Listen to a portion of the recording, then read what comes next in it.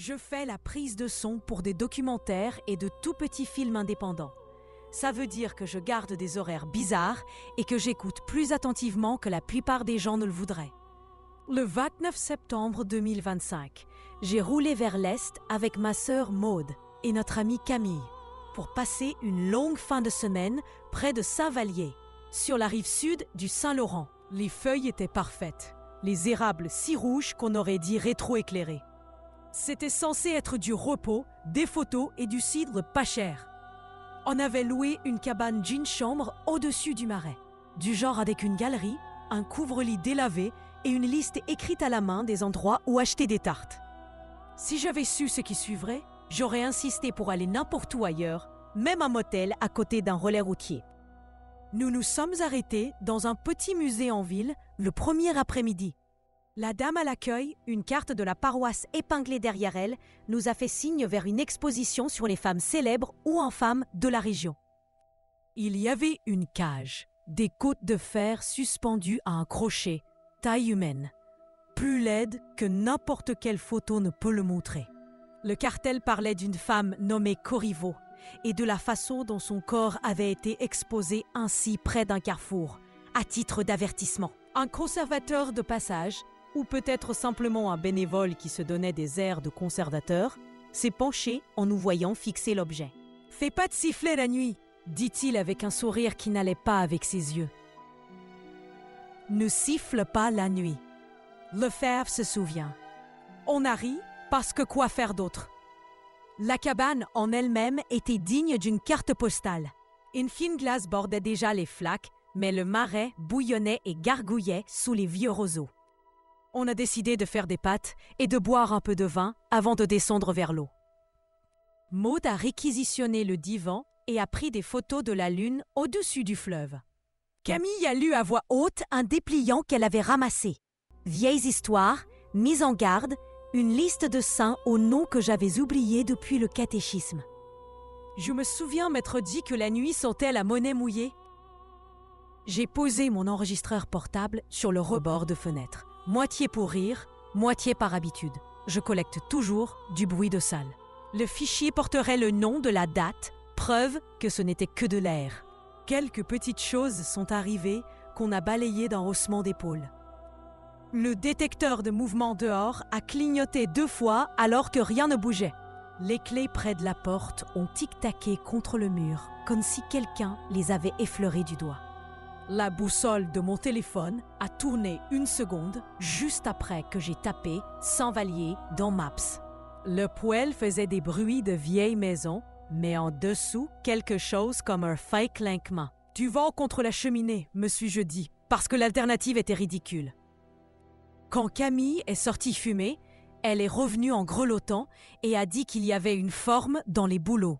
Maude s'est moquée d'elle. Moi aussi. C'était plus facile que d'admettre que j'avais entendu ce même léger son de méthane, une respiration avant qu'elle n'ouvre la porte. On s'est mis à faire les folles. Quelqu'un a proposé de faire un EVP, phénomène de voix électronique, pour le fun. Poser une question à l'air et réécouter l'enregistrement. J'ai mis le gain bas, ce qui est un réflexe quand on craint qu'un grondement du poêle sature. Maude a demandé de sa plus jolie voix « Est-ce que quelqu'un est ici avec nous ?» Elle a enchaîné « Quelqu'un qui se souvient de la cage au carrefour ?» Nous avons attendu, sourire mordu. Quand on a réécouté, il n'y avait, pendant une longue minute, que notre propre souffle, les planches du plancher, la gorge du poêle. Puis l'enregistreur a saisi quelque chose qui ne m'a pas plu du tout. Un son qui n'a rien à faire dans du bois, de la laine et de la vapeur de soupe. Pas une voix, plutôt de la quincaillerie qui s'installe. 2 impacts sourds, puis un raclement de chaîne. En français, dessous, le fin fil de syllabes. J'arrive. J'arrive. Je n'ai pas dormi. Je me suis couchée sur le côté pour voir la porte et la fenêtre en même temps parce que ma grand-mère m'a appris que ça fait hésiter les mauvais rêves. À 3h17, la température est tombée comme un rideau et mon souffle a embué la vitre. Le marais s'est tu. Là-bas, au-delà des bouleaux, quelque chose pendait là où il n'y avait rien. Une forme plus sombre dans le sombre, des côtes dans des côtes. Ça tournait, presque paresseusement, comme si ça se souvenait comment bouger après la rouille. J'ai compté mes battements de cœur pour rester stable. J'ai fermé les yeux. Ma grand-mère m'a aussi appris à ne pas donner de forme aux choses qui en veulent une. Au matin, je me suis dit que c'était un arbre mort et j'ai fait un café assez fort pour tenir une cuillère debout. Après le déjeuner, nous avons pris le sentier du fleuve pour dissiper ce que nous faisions semblant d'être des lendemains de veille. Le ciel s'était posé sur nous sans couleur et le Saint-Laurent gisait plat comme de l'ardoise. Dans un creux où l'eau s'était ravalée en faisant un bruit de succion, la boue montrait des marques. 5 traînées parallèles, rouilleuses, comme si du fer avait stationné là assez longtemps pour saigner. À côté, j'ai trouvé un vieux clou carré. C'était du fer, pas moderne, rugueux et pointu au bout. Je l'ai ramassé sans réfléchir et mis dans ma poche sans autre raison que la gourmandise. J'aime les vieilles choses, la façon dont elles retiennent d'autres mains.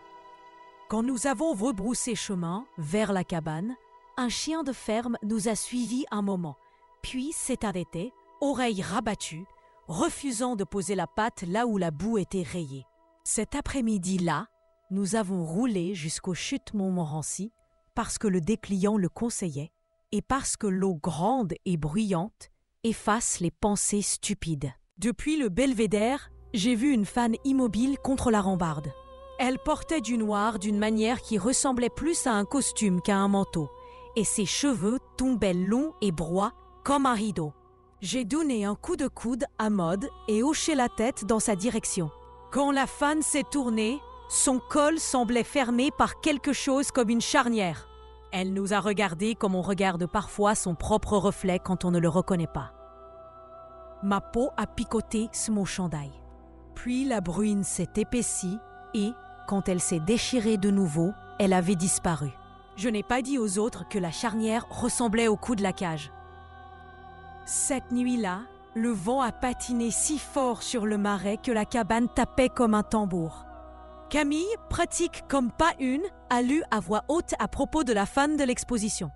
Il y avait des versions qui la faisaient meurtrière, d'autres qui la faisaient victime, et d'autres encore qui en faisaient une sorte d'excuse pour que les gens du coin aient peur de la nuit. La cage, par contre, était dans toutes. Elle y avait pendu ou après ou à la place. Les détails changeaient comme la météo. Je n'arrêtais pas de toucher le clou carré sur la table comme on tapote un paquet de cartes pour le couper. Le métal était si froid qu'on aurait dit mouillé. Quand j'ai enfin parlé, ma voix a fait une chose stupide et a tremblé. Je leur ai dit ce que je pensais avoir vu entre les bouleaux. La bouche de Maud s'est serrée comme si elle se préparait pour une tempête. Parce que j'avais besoin de prouver qu'on se faisait peur pour rien. J'ai ouvert les fichiers de l'enregistreur et glissé le bruit de salle de la première nuit dans mon portable. En vue spectrale, l'audio est une peinture et celle-ci avait une étrange symétrie. Le bruit de fond montait et descendait en fines rayures aussi régulières que des poteaux de clôture. Quand j'ai accentué à 1 kHz, le clinquement est ressorti. Quand j'ai nettoyé le bas du spectre, une voix s'est résolue. Ça sonnait comme des mots qui auraient dormi longtemps sous l'eau et se seraient réveillés rouillés. Descends, ça visait, et puis encore, descends. Ça peut vouloir dire va en bas ou viens en bas. Dans les jurons et les rires, Camille a dit non, non, et a tendu la main vers le bouton d'alimentation. Les lampes ont clignoté fort. La chaîne de la porte a glissé toute seule et est restée pendue de biais comme une main qui n'a plus rien à agripper. On est parti. Il n'y a aucun héroïsme à rester après ce genre d'invitation. J'ai lancé mon matériel sur la banquette arrière, le clou de nouveau dans ma poche avant même de savoir que ma main s'était refermée dessus. Le GPS a abandonné la gentille ligne bleue et a essayé de nous tirer sur une route qui, je le jure, n'existait pas 1 heure plus tôt. Rang du gibet affichait l'écran, comme si un farceur avait hissé le passé jusque dans la bouche de Google. Quand on a atteint le carrefour à 4 voies, la radio qui était éteinte s'est mise à chuchoter de la statique, puis quelque chose comme un reel de chansons traditionnelles qui jouait à la mauvaise vitesse. L'air donnait l'impression de pouvoir se briser si on bougeait trop vite. Dont les phares pendaient à un endroit plus sombre dans le sombre, en poids vide. Camille s'est mise soudain à saigner du nez. Maud a chuchoté « Je vous salue Marie » comme si sa voix appartenait à la gorge battante de quelqu'un d'autre. 2 virages plus loin, on a vu le clocheton de l'église et on a dirigé la voiture comme une prière. La porte principale était verrouillée, mais la porte de la sacristie a cédé au 2e tirage et nous sommes tombés dedans, parmi les odeurs de cire à bois et de bougies. Nous n'avons pas parlé. Nous n'avions rien besoin de dire. J'ai vidé mes poches sur une table basse, comme si la pièce elle-même avait demandé tout le métal. Clé, pièce, le clou de fer. Le clou a cliqué sur le bois et a sonné plus qu'il n'aurait dû. Dehors, on a entendu le genre de clinquement qu'on entend une fois, puis on fouille sa vie pour voir où il a jamais vécu. Une voix mince a glissé sous le seuil. La Corriver t'a vu, dit-elle, les voyelles étroites comme du fil de fer. Quelque chose a tiré sur le loquet intérieur si légèrement que ça aurait pu être du vent. On y a nous 3 mains quand même, et on a secoué.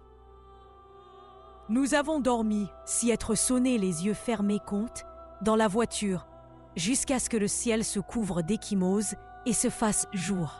Le monde avait la paix irréelle qui suit le mauvais temps dur. Nous avons rapporté le clou au musée avec un mot d'une politesse gênante. Nous sommes désolés, c'est tout ce sur quoi nous avons pu nous entendre, parce que tout le reste semblait pouvoir être lu comme une contestation. Le musée n'était pas ouvert si tôt, alors nous avons glissé le paquet sous la porte et nous sommes partis. Aucune de nous n'a parlé dans la voiture jusqu'à ce que l'autoroute rejoigne les panneaux de la ville.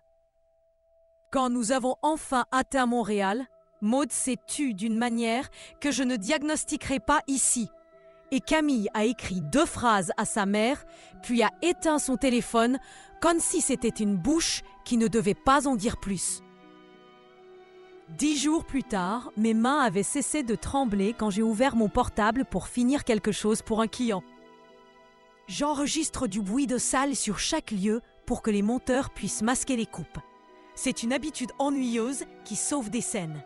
La longue prise d'une bibliothèque le 7 octobre avait l'air normal jusqu'à ce que je passe en spectral. Le fond avait de nouveau des barres, fines et régulières, comme un peigne. D'abord, je me suis dit que j'avais mal réglé une noise gate avant de me rappeler. Je n'avais pas utilisé cet enregistreur. Je me suis penché si près que l'écran s'est brouillé. Entre les barres, quelqu'un bougeait. Pas une image, c'était de l'audio, mais un mouvement dans le motif, comme si on frappait une clôture avec la paume pour que tout frémisse. L'horodatage du fichier a clignoté 1 seconde, un bug peut-être, et a affiché 1763 avant de revenir à maintenant. J'ai retiré mes mains du clavier et attendu que mon cœur suive. Le lendemain, une lettre est arrivée du petit musée, avec sceau officiel et « Chère Madame ». « Merci pour le don », disait-elle. « Nous apprécions l'implication de la communauté. » Puis, nouveau paragraphe. « Nous n'avons pas de guide en service avant 9 h du matin. Et notre exposition sur la cage est actuellement en prêt à Québec. Peut-être avez-vous visité une autre institution. » Le bas de l'enveloppe portait une tache de rouille comme une empreinte digitale si un doigt était fait de fil de fer. J'ai appelé le numéro, n'ai entendu qu'une machine et j'ai raccroché avant le bip. J'ai mis l'enveloppe au congélateur parce que je ne savais pas où d'autre le froid à sa place quand il se présente comme ça dans du papier. Peut-être que la chute, c'est que rien d'autre n'est arrivé. La ville est bruyante et le marais est loin. Et je suis douée pour laisser ma vie se resserrer autour de n'importe quel vide. Mais ce matin, 18 octobre, j'ai entendu quelque chose sur le palier devant mon appartement. 2 impacts sourds, en raclement. J'ai ouvert la porte de l'escalier et je n'ai vu que la lumière qui s'accumulait sur le béton et une enseigne de sortie qui bâillait vert. Pourtant, quand j'ai avancé, le mur s'est ombré de bandes étroites, comme si quelqu'un avait suspendu une cage dans l'espace entre l'ampoule et la peinture. Au bout du couloir, quelque part, un enfant chantait une chanson que je reconnais même si personne ne me l'a apprise. J'ai retenu mon souffle jusqu'à ce que l'écho s'aplatisse. Je poste ceci maintenant parce que Maud m'a écrit « Il y a quelqu'un sous la fenêtre » et puis n'a pas répondu tout de suite. Elle a texté 20 minutes plus tard. C'était une branche. Bien sûr que c'était une branche. Si vous entendez un fin clinquement dehors après minuit, vous voulez que ce soit la chaîne du vélo du voisin. Si votre audio ressemble à des clôtures là où il n'y en a pas, vous voulez que ce soit un plugin que vous avez oublié de laisser activer. Si quelqu'un de poli, dans une petite ville, vous dit de ne pas siffler la nuit parce que le fer se souvient, vous voulez que ce soit une histoire sans dents. Le clou est parti, ou que le fer aille quand on lui a demandé de te surveiller et qu'il est apaisé ou pas. Ma sœur va bien. Camille va bien. Je vais bien. Tout est redevenu normal, comme tout le monde dit, quand on ne veut pas faire un son qui pourrait attirer l'attention. Mais je tape ceci dans le calme et quelque chose sur mon bureau s'est mis à battre un rythme lent sur le bois que ma grand-mère reconnaîtrait. 2 impacts sourds. Raclement. Je ne siffle pas,